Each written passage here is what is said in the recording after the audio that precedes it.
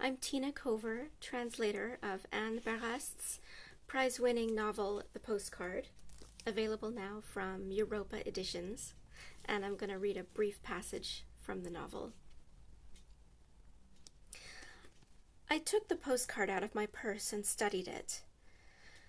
The Opéra Garnier instantly called to mind the dark years of the occupation. It was no accident that the sender had chosen this particular monument. I was sure of that. It was the first place Hitler visited when he came to Paris. But as the train pulled into my station, I wondered if maybe I shouldn't be looking at things in a different way altogether. Maybe the author had chosen this card randomly, just because they had it to hand. Maybe it wasn't meant to convey any particular message at all. If I were going to get to the bottom of this mystery, I would have to steer clear of the obvious, and especially of anything that seemed too novel perfect. On the back of the postcard were those 4 names, written one above the other in a staggered zigzag list, forming a sort of puzzle. The handwriting was strange, especially that of the names. It looked as if it had been deliberately disguised. I'd never seen an A written like the one at the end of Emma's name.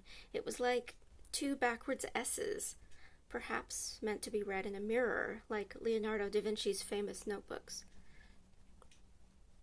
The photograph of the Opéra had been taken in the autumn, undoubtedly on one of those gentle October evenings when the clocks have just turned back, when the street lamps seem to have been lit by accident because the sky is still summer blue. That was how I pictured him, or her anyway, the anonymous author, as a kind of twilight being hovering between 2 worlds. A bit like the man seen from behind in the foreground of the photo, with a rucksack slung over his right shoulder. The transparent quality of his figure made him seem ghostly, not quite alive, not quite dead. The postcard had already been old when it was sent in 2003. What had happened? Had the sender changed their mind in front of the post office? Had they felt the need to stop and think about it a little bit more? He hesitates. He's just slipping it through the slot in the mailbox, but at the last minute he stops. Relieved, or maybe troubled, he turns around and goes back home and puts the postcard back on his desk. Until the next century. That evening, after having dinner with my daughter, after giving her a bath and putting on her pajamas, after kissing her and putting her to bed, I didn't ask her to tell me what had happened at school. I'd promised my mother, but once again, something held me back.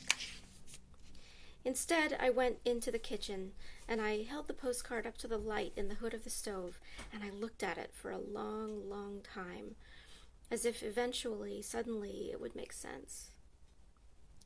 I ran my fingertips gently over the thick card, and it felt like I was touching skin, the skin of something alive. I could almost feel its pulse beating, weakly at first, and then stronger and stronger the longer I stroked it. I called out to them silently. Ephraïm, Emma, Jacques, and Noémie. I asked them to guide me in my quest. Then I took a few seconds to clear my mind, and I thought about how to tackle the problem. I stood there in the kitchen, in the silence of my apartment, and then I went to bed.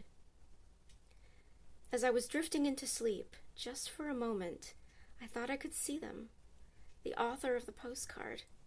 It was only the briefest flash.